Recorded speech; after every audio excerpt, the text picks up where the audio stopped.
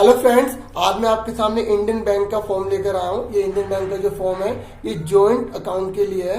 जैसे कोई बच्चा अगर स्कूल में एडमिशन करवा रहा है तो उसको अपना बैंक में एक जॉइंट अकाउंट ओपन करना पड़ता है। तो जो जॉइंट अकाउंट वो ओपन करेगा तो उसमें उसके पेरेंट्स का भी साथ में अकाउंट खुलेगा और जो बच्चा है चाहे वो मेल है फीमेल है उसका भी अकाउंट खुलेगा। तो उसी को ध्यान में रखते हुए फॉर्म लेकर आया हूँ और ये लेटेस्ट फॉर्म है, ठीक है, जो अभी भी थोड़े समय पहले इशू हुआ है इंडियन बैंक की तरफ से। तो मेरा पूरा विश्वास है वीडियो आपके लिए काफ़ी बेनिफिशियल रहेगी। तो फटाफट स्टार्ट कर देते हैं, मैं आपको समझा देता हूँ।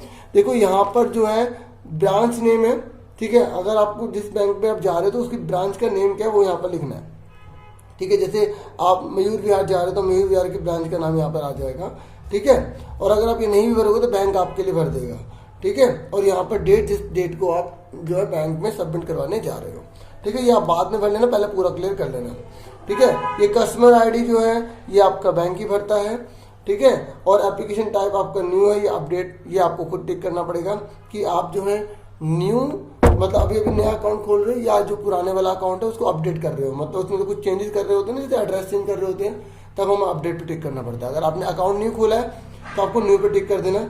अकाउंट नंबर अभी, क्योंकि अगर आप अपडेट कर रहे हो तो आपको लिखना पड़ेगा, ठीक है। लेकिन अगर आप अभी खोल रहे हो, ओपन कर रहे हो बैंक में अकाउंट, तो आपको पहले थोड़ी पता लगेगा आपका अकाउंट नंबर कौन सा है। तो यहाँ पर अकाउंट नंबर अभी आपको नहीं लिखना है, ठीक है। और अकाउंट नंबर आपका कैसा होगा, नॉर्मल होगा या स्मॉल होगा, ठीक है। जो बहुत लो रिस्क कस्टमर होते हैं उनके लिए स्मॉल होता है, आप नॉर्मल पे टिक करना, ठीक है। केवाईसी फॉर्म भी आपको भरना पड़ेगा, ठीक है। उसका जो नंबर है आपको यहाँ पे मैंडेटरी या अनिवार्य भरने पड़ेगा। केवाईसी का जो फॉर्म है आपको बैंक से मिलेगा, ठीक है। लेकिन ये जब आप अकाउंट जमा करोगे तभी वो आपको प्रोवाइड कर देंगे बैंक वाले। तो आपको नीचे से पहले भरना है, तो पर्सनल डिटेल है, ठीक है। तो सबसे पहले आपको क्या करना पड़ेगा, अगर आप एग्जिस्टिंग कस्टमर है, वही जैसे अगर आप अपडेट करवा रहे होते हो ना तो आपको ये भरना पड़ता है, ठीक है। अगर आप नया अकाउंट खोल रहे हो तो आपको ये नहीं भरना। तो सबसे पहले आपको नेम लिखना पड़ेगा। यहाँ पर जिस बच्चे का मतलब जिस बच्चे का फॉर्म भरा जा रहा है, ठीक है, बैंक अकाउंट ओपन किया जा रहा है, उस बच्चे का नाम आएगा।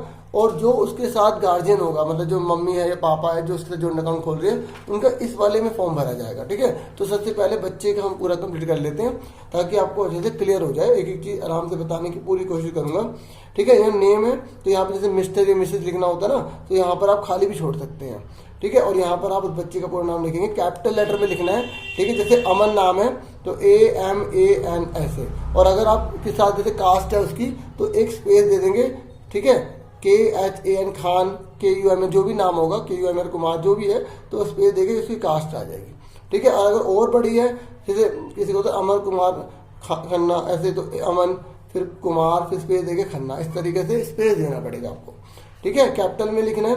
मैं एक बार आपको बता देता हूँ, जैसे आप लिख रहे हो ना AMAN, अगर जैसे हम, क्योंकि हमारे पास ऐसे बॉक्स होंगे तो बॉक्स में AMAN ऐसे, अमन फिर KUMAR ऐसे, है ना, स्पेस देना है, ठीक है। क्लियर हो गया यहाँ तक, आगे देख लीजिए।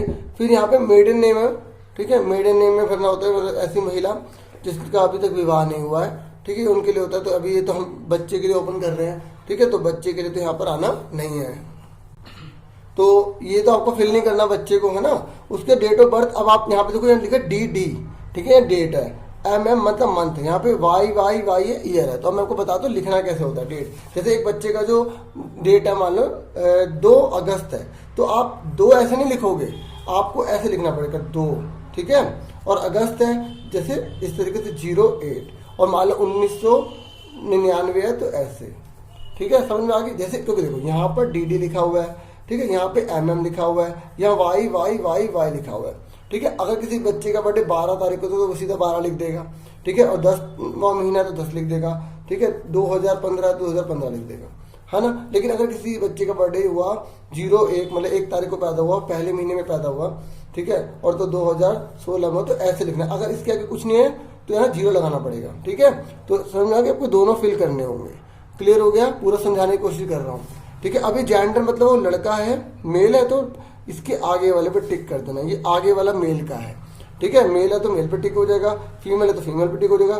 ट्रांसजेंडर मतलब लड़का से लड़की हुआ है, लड़की से लड़का कन्वर्ट हुआ है, तो वो यहाँ पर हो जाएगा, ठीक है। शादी, तो अब बच्चा है तो उसमें तो सवाल नहीं होता, लेकिन अगर कोई और भी बच्चा फॉर्म भर रहा है ना तो उसके लिए भी बता रहा हूँ, ठीक है। जैसे कोई बड़ा भर रहा है तो मैरिड है तो टिक हो जाएगा, अनमैरिड है तो टिक हो जाएगा। अगर नहीं तो इस तरह का कुछ और बात है तो आधार पे आ जाएगा। ठीक है, यहाँ तक क्लियर हो गया।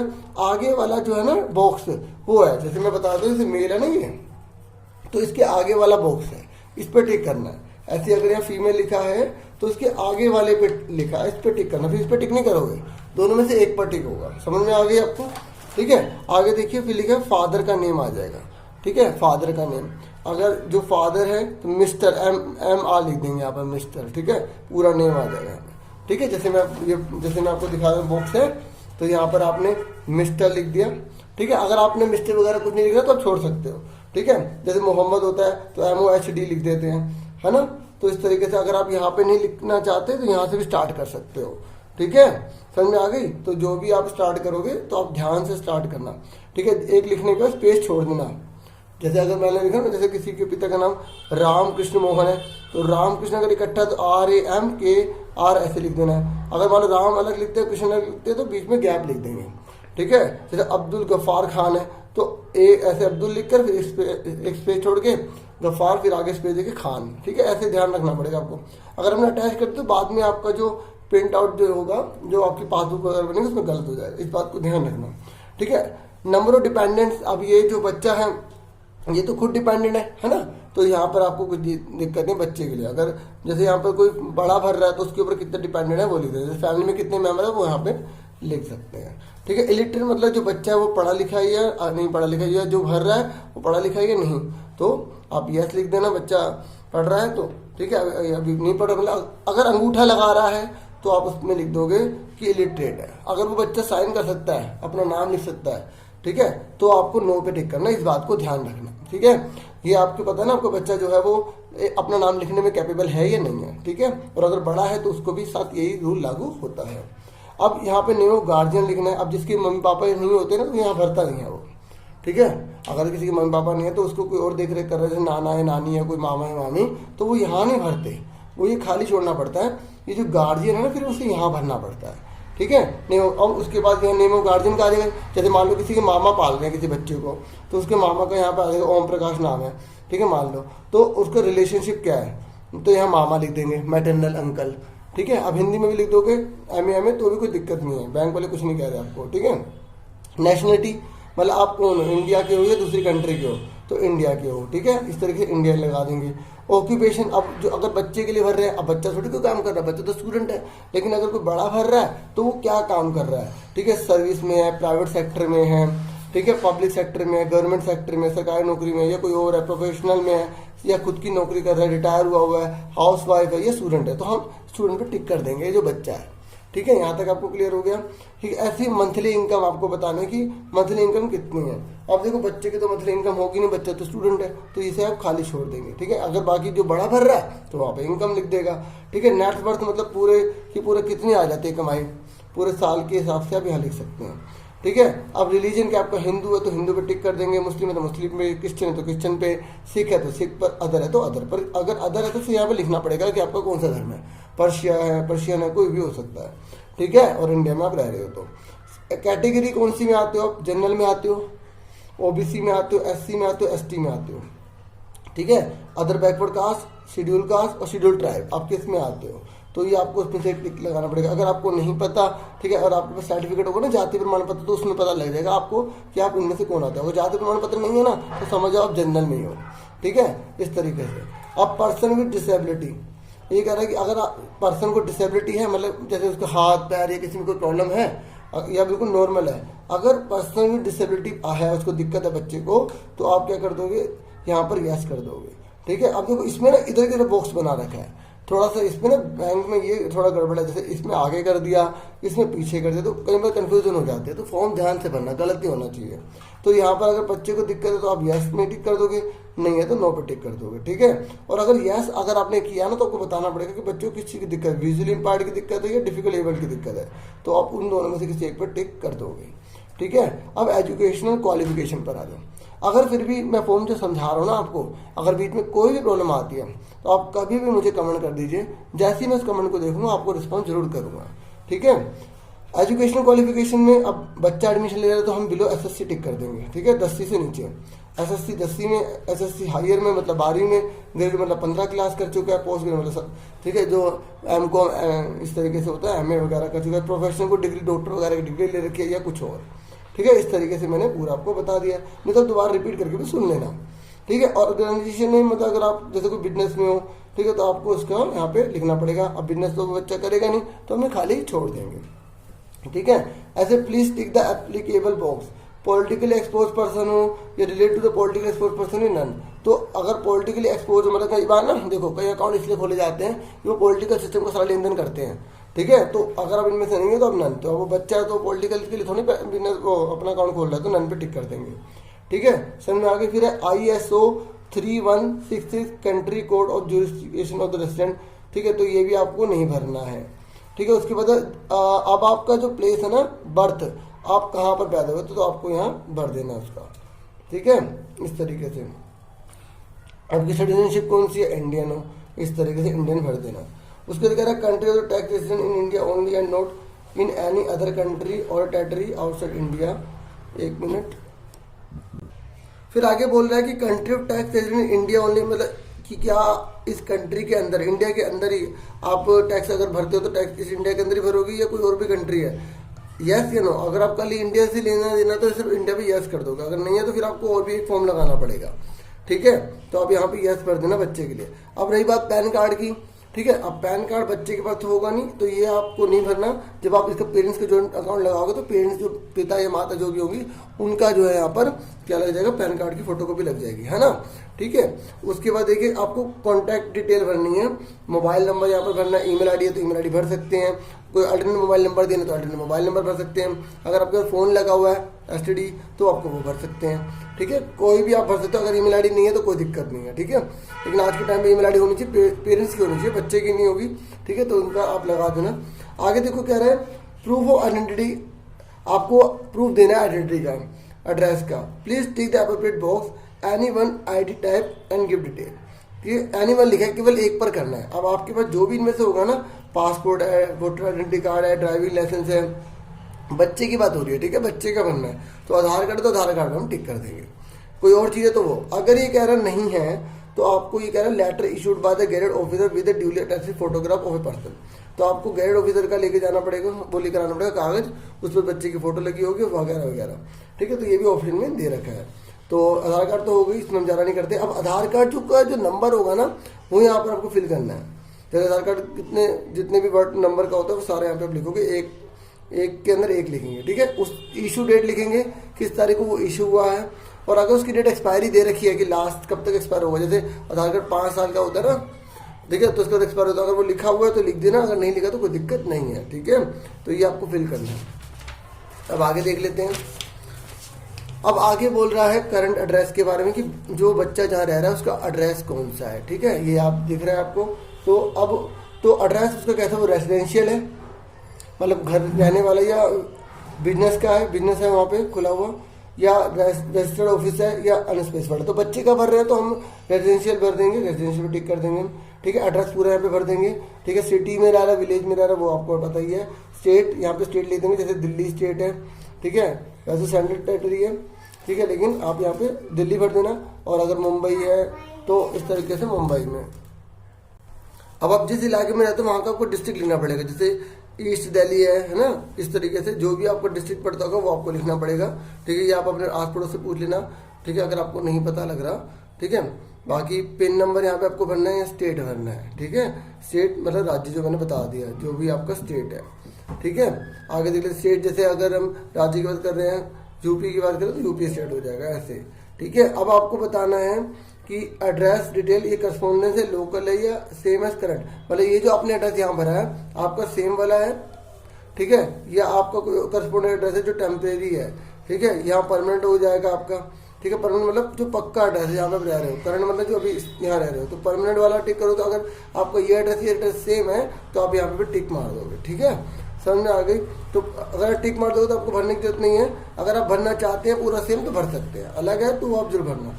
अब ये कह रहे हैं इज द प्रूफ, मतलब आप जो प्रूफ अवेलेबल करवा रहे हो, जो आप प्रूफ दे रहे हो एड्रेस का, क्योंकि देखो आपको एड्रेस प्रूफ भी देना पड़ेगा, जैसे आपने बिजली का बिल दिया या कुछ भी दिया, वो आप उस पर एड्रेस कोई और लिखा हुआ है और आपके जो डॉक्यूमेंट है उस पर एड्रेस और लिखा हुआ है, तो फिर आपको क्या करना पड़ेगा, ये चीज आपको प्रोवाइड करनी पड़ेगी। If the proof of address OVD provided does not contain current address please provide may of any document below. तो आपको या तो यूटिलिटी बिल देना पड़ेगा या पीपीओ, इस तरीके से प्रॉपर्टी या म्युनिसिपल टैक्स जो घर का होगा वो आपको लगा के देना पड़ेगा और उसका डॉक्यूमेंट नंबर लिखना पड़ेगा और डेट लिखनी पड़ेगी।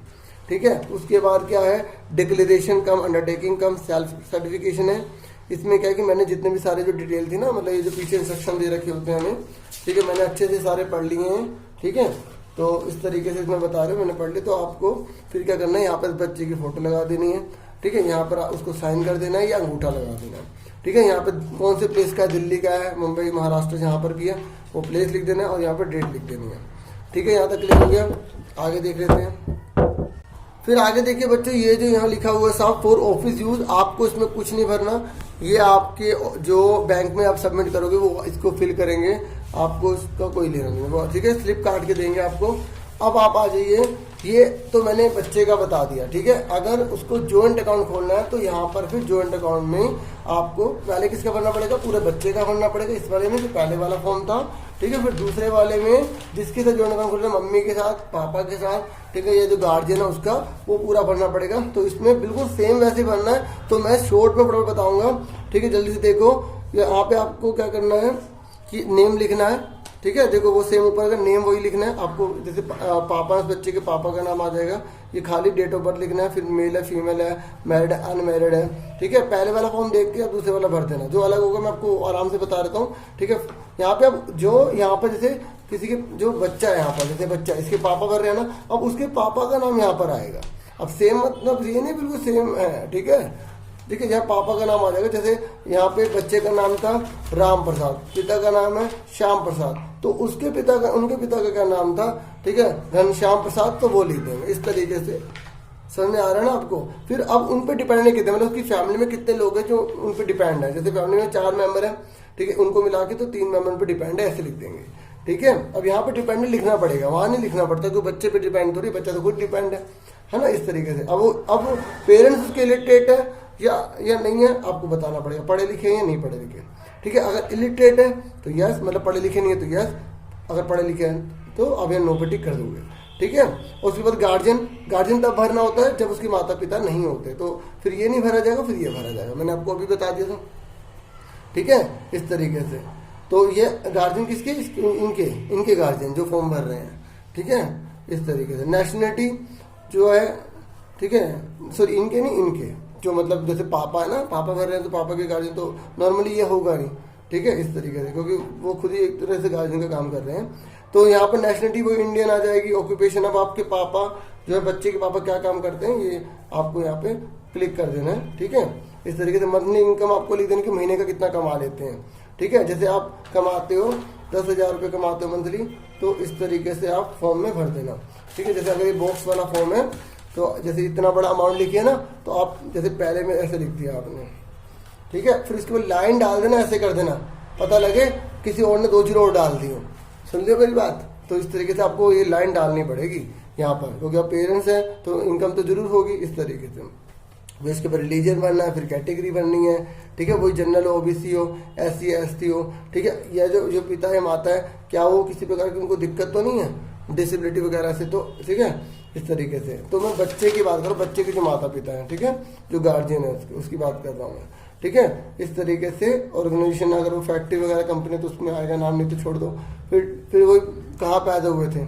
ठीक है, तो यहाँ पर बच्चे के जो माता पिता वो कहाँ पैदा हुए, इस तरीके से। यहाँ पर सिटीजनशिप, ठीक है, इस तरीके से सिटीजनशिप आ जाएगी। उसके बाद मतलब इंडियन लिख देंगे, है ना। फिर कॉन्टैक्ट मोबाइल नंबर आ जाएगा। फिर एड्रेस प्रूफ, अब यहाँ पर बच्चे के जो माता पिता हैं उसको एड्रेस प्रूफ लगाना है, अगर नहीं है तो फिर ये चीज़ लगानी है, मैं ऑलरेडी बता चुका हूँ।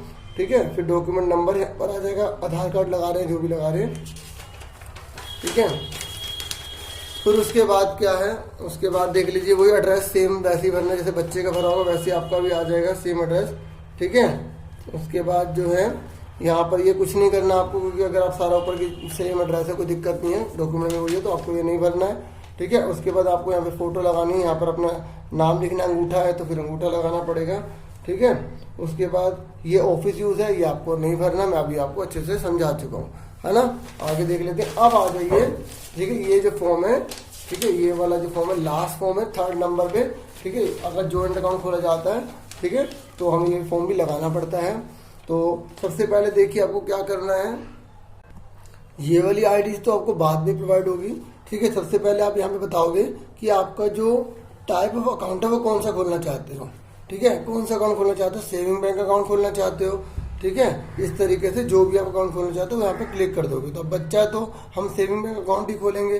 अब ऑपरेशन मतलब जो बिजनेस में जो लेन देन वगैरह करने जाएंगे, सॉरी बैंक में जो लेन देन करेंगे वो कौन करेगा, बच्चा खुद करेगा, ठीक है, या उसको सर्वाइवर करेगा, या फॉर्मर सर्वाइवर, या any one survivor jointly operated. तो जॉइंटली ऑपरेटेड की बात हो रही है, तो जॉइंट अकाउंट खोला तो जॉइंटली ऑपरेटेड हो जाएगा, ठीक है।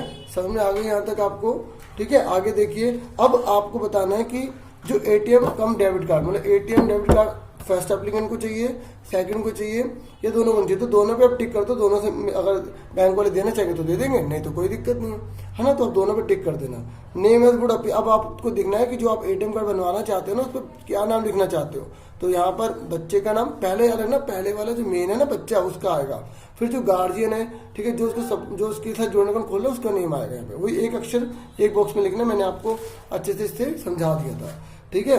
इस तरीके से फिर आपको चेकबुक चाहिए तो आप इस पर भी टिक मार देना। अगर बैंक अवेलेबल करेगा तो दे देगा, नहीं तो कोई बात नहीं, अपनी तरफ से कर देना।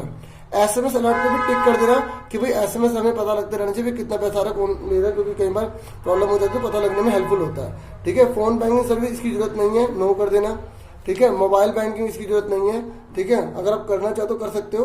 पासबुक रिक्वायर्ड, पासबुक तो भी चाहिए होगी, ठीक है, पासबुक को हम बंद कर ही नहीं सकते, ठीक है। अब इसके बाद ट्रांजेक्शन राइट रिक्वायर्ड। अब ट्रांजेक्शन किसको, मतलब किसके पास राइट होना चाहिए ट्रांजेक्शन का, तो फर्स्ट के पास, सेकंड दोनों के पास राइट तो होना चाहिए, दोनों को अधिकार मिलना चाहिए भी अप्लीकेशन करने का। बच्चा जब बड़ा होगा तब तो करेगा ही, ठीक है। उसके बाद कह रहा है अब आप कितने पैसे जमा कर रहे हो, बैंक का अकाउंट स्कूल की तरफ से खुल रहा है तो आपको अमाउंट भरने की जरूरत नहीं है, लेकिन अगर आप भरना चाहते हैं तो आप भर सकते हैं। ये वैसे फिक्स डिपॉजिट है, एफडी वालों के लिए होता है, जो पैसे एक बार जमा करा के ना कई साल तक मतलब रहने देते हैं, उनके लिए है। आपको इसे भरने की जरूरत नहीं है, ये भी रहने देना, ठीक है, क्योंकि आपका बच्चा सेविंग अकाउंट खोल रहा है, तो ये और ये आप रहने दो, ठीक है।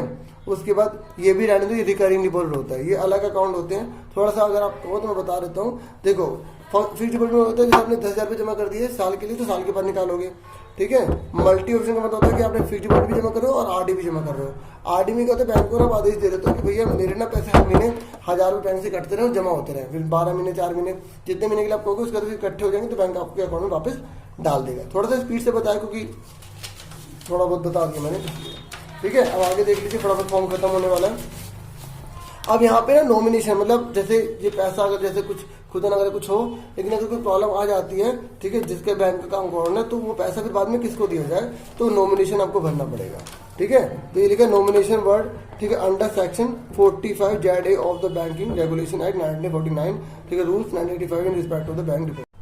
अब मैं आपको बताता हूँ, यहाँ पर जो है आप अपना नेम लिखेंगे, जो पेरेंट्स हैं जिन्होंने जॉइंट अकाउंट खोला है, ठीक है, यहाँ ब्रैकेट में आप बच्चे का नाम भी लिख देना, ठीक है। उसके बाद आपको जिस बैंक में आपने अकाउंट नंबर खोला है उसका यहाँ पर पूरा एड्रेस आ जाएगा, ठीक है, उसकी ब्रांच का नेम आ जाएगा, ठीक है। उसके बाद आपको क्या करना है, डिटेल और डिपॉजिट ये भी आप लीव कर देना, बैंक अपने आप करेगा। उसके बाद डिटेल ऑफ नॉमिनी, मतलब जिसको आप नॉमिनी बना रहे हो, जिसके नाम आप पैसा करोगे बाद में, ठीक है, अगर कुछ हो जाता है तो उसका नेम यहाँ पर आ जाएगा, ठीक है। उसके बाद यहाँ पे उसका मोबाइल नंबर आ जाएगा। एक और बात, यहाँ पर ये जो बॉक्स है, यहाँ पर क्या जो नॉमिनी जिसको बना रहे हो उसको पासबुक में उसका नाम दिखाना चाहते हो, अगर दिखाना चाहते हो तो यस, अगर नहीं दिखाना चाहते, आप सीक्रेट रखना चाहते हो तो आप यहाँ पर टिक मत करना, ठीक है।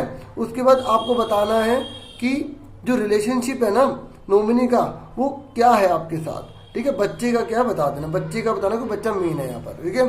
फिर उसके बाद डेट ऑफ बर्थ जो है नॉमिनी की बतानी है, ठीक है। कह रहा अगर नॉमिनी माइनर है, मतलब जिसको आपके नाम पैसा करना चाहते हो, अगर वही छोटा है 18 साल से, तो फिर आप उसके बारे में आप पूरी डिटेल भरोगे। अगर बच्चे जिसके आप नॉमिनी बना रहे हो अगर वही 18 साल से छोटा है तो फिर उसकी डिटेल भरोगे। अच्छा, यहाँ पर जो है बच्चे का आएगा, सिग्नेचर होगा या अंगूठा लगेगा। यहाँ पर माता पिता जिसने अकाउंट खोला है ज्वाइंट, उसका यहाँ पर अंगूठा लगेगा, उसके साइन होंगे। ये विटनेस आपको तभी फिल करनी है, यहाँ लिखा हुआ है कि witness are required only in the case of applicant is illiterate and if affixing thumb impression। अगर यहाँ पे कोई अंगूठा लगा रहा है तो आपको विटनेस करनी पड़ेगी। तो यहाँ पर तो वही जिस डेट को आप सबमिट करा रहे हो, जिस प्लेस पर हो वहाँ पर उसका नाम आ जाएगा। और ये कह रहा आई या we do not want to nominate any person in this account. अगर आप किसी को भी नॉमिनेट नहीं करना चाहते, नॉमिनी नहीं बनाना चाहते, तो आप यहाँ टिक कर सकते हो। ठीक है, तो यहाँ पर आपको सिग्नेचर करने हैं और यहाँ पर भी, ठीक है, यह बच्चे के होंगे और यहाँ पर माता पिता जो उसके साथ में जॉइंट अकाउंट खोल रहा है। ठीक है, यहाँ तक क्लियर हो गया आपको। देखो नॉमिनी में थोड़ा सा एक बार और बता दूं कि नॉमिनी में जैसे अगर दो जने ने खोला है, अगर दो में से किसी एक को हो जाता है तो वो दूसरे को तो मिलेगा ही मिलेगा। ठीक है, लेकिन अगर खुदा ना करे दोनों को कोई प्रॉब्लम होता है तो फिर जिसको हम नॉमिनी बना रहे हैं ना उसको मिल जाएगा, ये इसलिए होता है। और वैसे ठीक है, आप दो जने हो तो आप यहाँ पे नॉमिनी पे लिख सकते हो, हम नॉमिनी किसी को नहीं बनाना, आप टिक कर सकते हो, यहाँ पे साइन दोनों कर देना। ठीक है, इस तरीके से। अब ये डिक्लेरेशन है, ये भरना बहुत जरूरी है। यहाँ लिखना आई हियर बाय डिक्लेयर्ड, ये तब भरना जब जो अकाउंट खोल रहा है ना वो माइनर है। आपको पता है बच्चा तो माइनर है, 18 साल से नीचे ही है।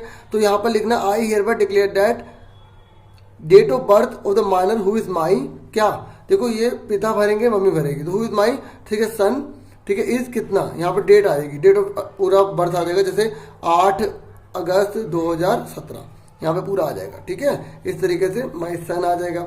ठीक है, I am his her natural and lawful guardian, तो मैं इसका जो हूँ कानूनी गार्जियन हूँ। ठीक है, और by the court order dated, किस तारीख से, जब बच्चा पैदा हुआ ना उस तारीख को लिख देना है। ठीक है, जिस तारीख को पैदा हुआ उस तारीख, उसी समय आपका हक हो गया।